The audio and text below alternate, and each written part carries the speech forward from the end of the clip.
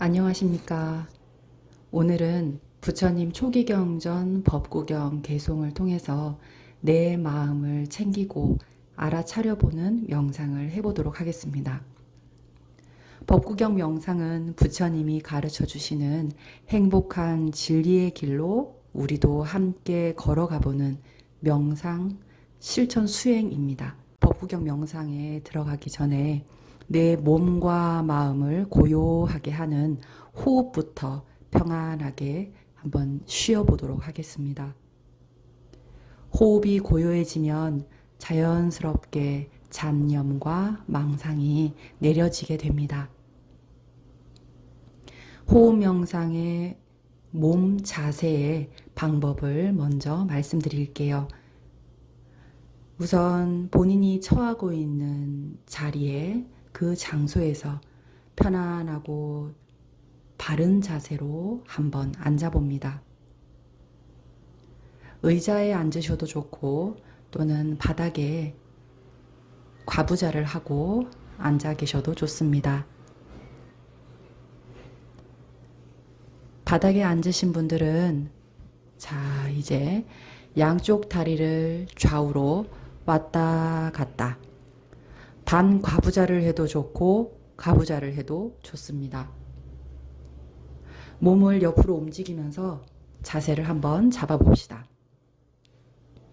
허리는 반듯하게 세우시고 양손은 모아도 좋고 무릎 위에 살며시 올려놔도 좋습니다. 어깨에 힘이 들어갔다면 어깨에 힘을 빼시고 목을 고추 세우고 눈을 살며시 가볍게 감아봅니다.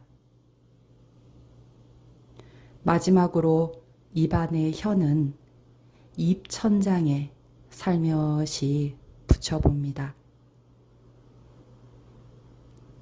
자, 이제 심호흡을 깊이 들어 마셨다가 깊이 내쉬는 호흡을 3번 해봅니다.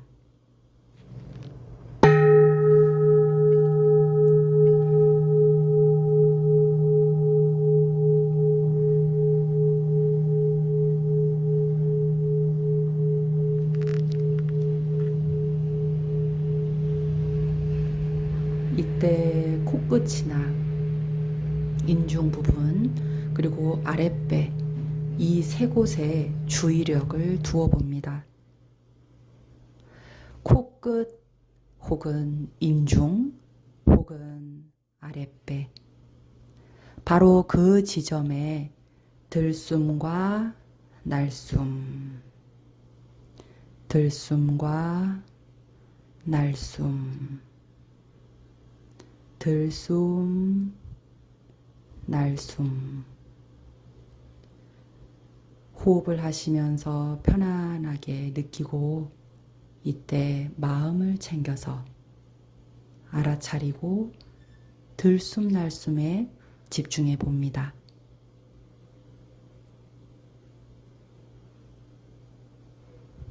이때 호흡은 인위적으로 조절하지 말고 전적으로 자연스럽게 내 몸과 마음을 이완하는 느낌으로 자연스럽게 해봅니다.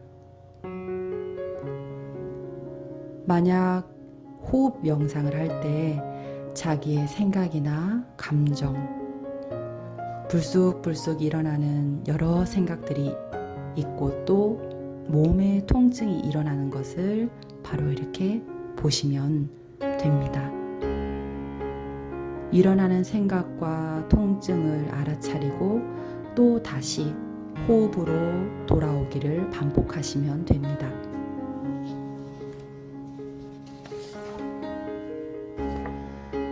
그래서 들숨과 날숨을 온전하게 주시하고 지켜봅니다. 아, 생각이 일어나면 생각이 일어났구나. 그것을 느끼고 호흡으로 다시 돌아오면 됩니다. 호흡 명상 3분 정도 한번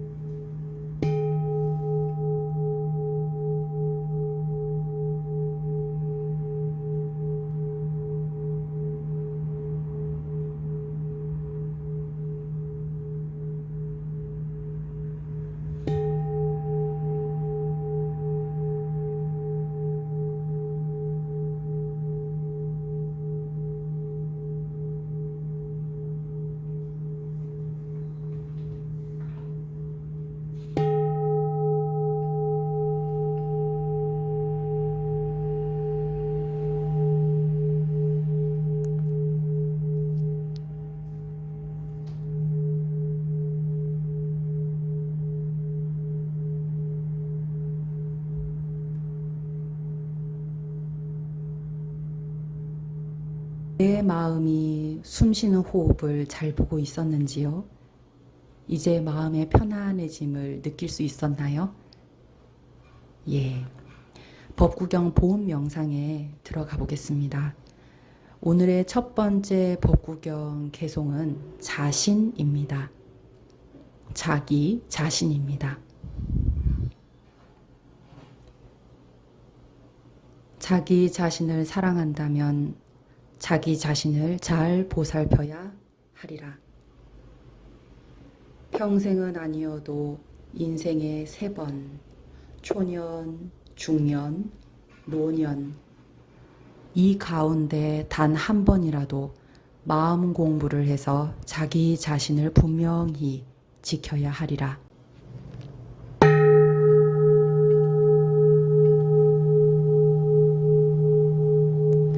자기 자신을 사랑한다면 자기 자신을 잘 보살펴 지켜야 하리라.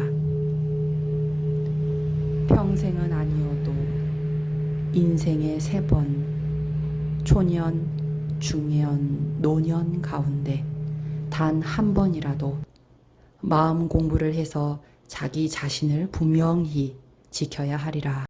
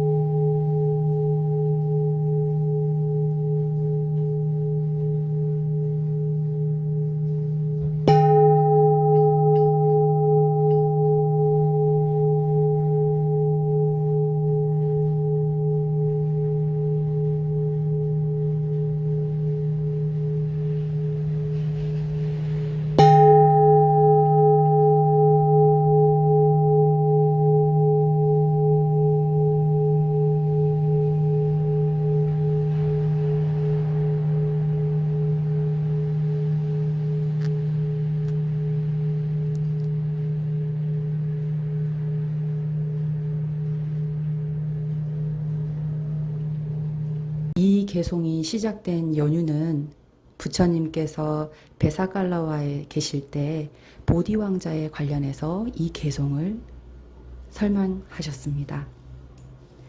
이 개송을 살펴보면 보디 왕자는 이 땅에서 볼 수 없는 독특한 궁전을 지었는데 건물 양식이 공중에 떠 있는 것과 같았고 붉은 연꽃처럼 생겼다 해서 홍련이라 불렀습니다. 건물이 완공되었을 때 보디 왕자가 그 건물을 지었던 목수에게 물었지요. 이런 건물을 다른 곳에서도 지은 적이 있는가? 목수는 대답했습니다. 아닙니다. 사실 아직도 이렇게 지어본 적도 없고 이번은 첫 작품입니다. 이때 보디 왕자는 건물 양식을 본인만 가지고 싶은 욕심이 생겼습니다. 그래서 잔인한 생각을 했지요. 건물이 완공된 후에는 목수의 팔다리를 자르고 눈알을 뽑아버리거나 죽이면 더 이상 이런 걸작을 목수가 지을 수 없을 것이다. 이 생각을 왕자는 자기의 친한 친구에게 말을 했고 그 친한 친구는 목수에 대한 연민의 마음이 일어나기 시작합니다. 그래서 목수에게 넌지시 이야기를 해주지요. 그 후로 목수는 건물이 완공되기 전에 이 궁전을 벗어날 방법을 강구하게 됩니다. 어느 날 왕자가 목수에게 건물의 완공 여부를 묻자 목수는 왕자에게 수분이 바짝 마른 나무를 준비해달라고 요청을 합니다. 왕자가 즉시 바짝 마른 나무를 구해서 가져다 주자 목수는 정교한 작업을 시작한다는 핑계로 한 방을 아무도 못 들어오게 합니다. 식사를 제공하는 아내만 출입할 것을 요청했지요. 그렇게 목수는 한 방에 들어가 가로다 새를 정교하게 만들었고 또 가로다 새가 완성이 되자 아내와 자기의 아이들을 데리고 가로다세를 타고 도망쳐서 저 멀리 히말라야로 가서 도시를 건설하고 살게 됩니다. 목수가 도망친 그 궁전에 이제 건물의 완공식을 또 기념하고자 이 보디 왕자는 부처님을 초청합니다. 먼저 궁전에 향수를 섞은 흙을 바르고 그 마루에 긴 카펫을 깔게 되죠. 그리고 스스로 보디 왕자는 카펫을 부처님께서 밟고 들어오신다는 그러한 생각을 하시면서 아들이나 딸을 얻을 운명, 부처님께서 카펫을 밟고 들어오신다면 나는 아들이나 딸을 얻을 운명이다. 그래서 부처님이 도착하시자마자 왕자는 오체투지로 삼배를 올리고 바루를 받아들고 이 카펫 위에 오르라고 부처님께 말씀을 드리죠. 그러나 생각을 읽으신 부처님은 움직이지 않으시고 침묵하십니다. 한 번, 두 번, 세 번 보디 왕자가 부처님에게 청을 했으나 부처님은 카펫을 밟지 않으시자 옆에 있던 아난다 장로가 카펫을 밟고 있지 않은 뜻을 알고 왕자에게 카펫을 걷으라고 말했습니다. 왕자는 그때 카펫을 걷어버리고 부처님께 물었죠. 아니 부처님이시여, 저는 부처님의 헌신적인 제자입니다. 아니 지난 세월 동안 부처님께 3번이나 귀의하고 아니 오늘도 이 궁전에 부처님을 모시고 귀의를 하면서 공양을 올리는데 왜 제가 깔아놓은 카펫을 밟으려고 하지 않으십니까? 부처님은 이 카펫을 마루에 깔면서 무슨 생각을 하였는지 보디 왕자에게 묻자 보디 왕자는 사실대로 이야기하지요. 아들, 딸을 가질 수 있는 운명이라면 부처님께서 이 카펫을 밟을 것이다 라고요. 부처님은 바로 그 이유 때문에 밟지 않으셨다고 이야기를 합니다. 즉, 너는 아들, 딸을 가질 수 없다라고 이야기를 하죠. 그러면서 보디 왕자의 과거 전생 이야기를 해주십니다. 보디 왕자의 과거 전생에 수백 명의 사람들이 커다란 배를 타고 바다를 항해하는데 바다 한가운데쯤에서 배가 난파되어 거기에 있던 사람들이 모두 목숨을 잃었습니다. 오직 2 부부만 살아남아 커다란 널빤지를 타고 헤매다가 무인도에 가까스롭게 도착을 했어요. 이 무인도 섬은 사람은 없었지만 바다새들이 커다란 무리를 지어서 살고 있었어요. 이 부부는 배가 고파서 먹을 것을 찾아 헤매다 곧 알을 구워 먹기 시작했고 또 배고픔을 충족시킬 수 없자 바다새의 어린 새까지도 잡아먹게 되었어요. 이렇게 부부는 청춘과 중년, 말년을 그렇게 무인도에서 알을 구워 먹고 어린 새까지 잡아먹으면서 살게 되었죠. 부처님께서 보디 왕자에게 과거 생에 저질렀던 악업을 설명해 주시고 나서 말씀하십니다. 그대와 아내가 어느 한 시기라도 주의 깊은 삶을 살았더라면 금생의 3시기 중에서 자식을 얻을 수 있을 것이다. 이렇게 말씀하시고 개송을 읊으셨습니다. 오늘의 개송 연유는 자신의 삶을 소중히 여기는 사람이라면 어느 한순간이라도 스스로 회광반조해서 자신을 점검해야 합니다. 우리 여러분 스스로도 한번 점검해 보십시오. 하루하루 삶을 살아갈 때 매 순간순간 스스로의 욕망과 어리석음으로 인해서 자기가 행동을 했다면 그 행동이 업이 되어서 인과가 연기되어 바로 나에게 윤회한다는 것을 여러분, 잘 사는 방법은 의외로 단순합니다. 살면서 부딪히는 수많은 문제를 그때그때 잘 보고 그때그때 도리와 이치에 맞게 판단하고 그리고 잘 행동하시면 됩니다. 이 또한 마음 공부도 그렇게 하시면 됩니다. 일상 속에서 생활하시다가 내 마음을 한순간이라도 탐욕과 화냄, 어리석음의 마음을 바로 알아차리고 내려놓는 것이 마음 공부입니다. 자기 자신을 사랑한다면 그날 그날 스스로가 자신을 반조해서 반성하고 참회하고 선한 일을 생각하고 뜻을 짓고 행으로 해야 할 것입니다.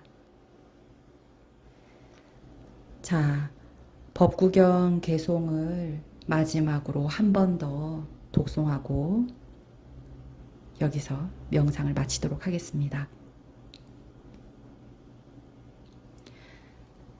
자기 자신을 사랑한다면 자기 자신을 잘 보살펴야 하리라.